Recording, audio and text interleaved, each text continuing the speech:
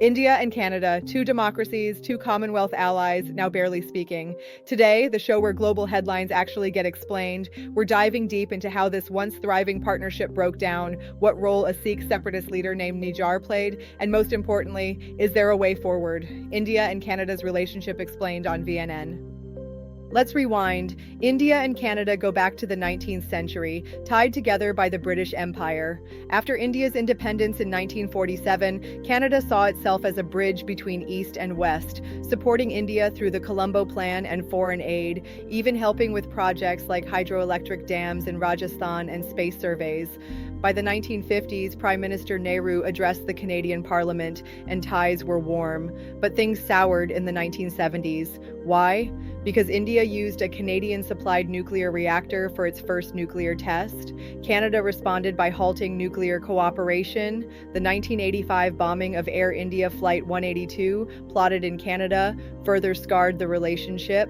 India was furious, feeling Canadian authorities ignored warnings. And justice? It was slow. Decades later, this tragedy still casts a shadow. Despite political bumps, people kept moving. Indo-Canadians became one of the largest diaspora groups in Canada.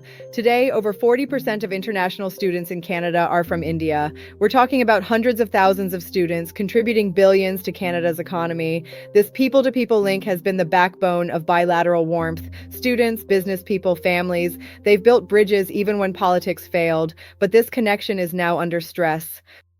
In 2023, Canadian Prime Minister Justin Trudeau accused Indian agents of being involved in the killing of Sikh separatist leader Nijar in British Columbia.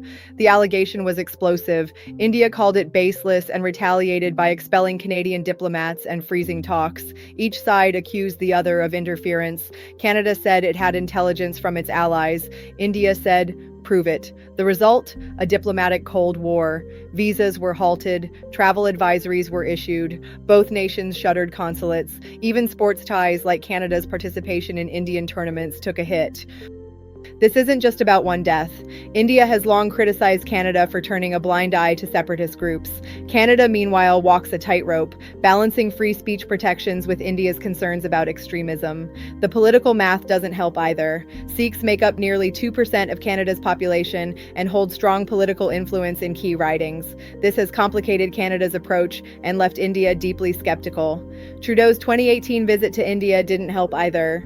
It was marred by the invitation of a convicted man to an official event, further damaging trust.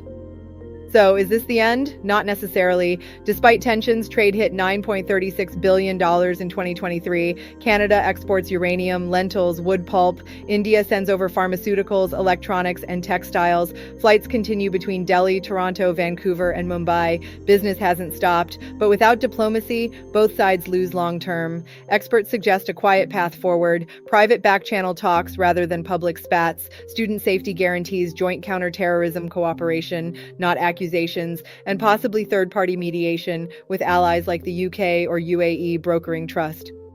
This crisis isn't just about politics. It's about identity, migration, and the limits of diplomacy in the digital age. When diasporas become political forces and when global alliances are tested by domestic pressures, things get complicated. But the story of India-Canada isn't over. In fact, it might just be entering its most important chapter. Because when democracies argue, it's loud, but it also means they're still talking, and that's better than silence. You've been watching Explained on VNN, the show where global headlines actually get explained. Like, follow, and share, and we'll see you next time for another deep dive.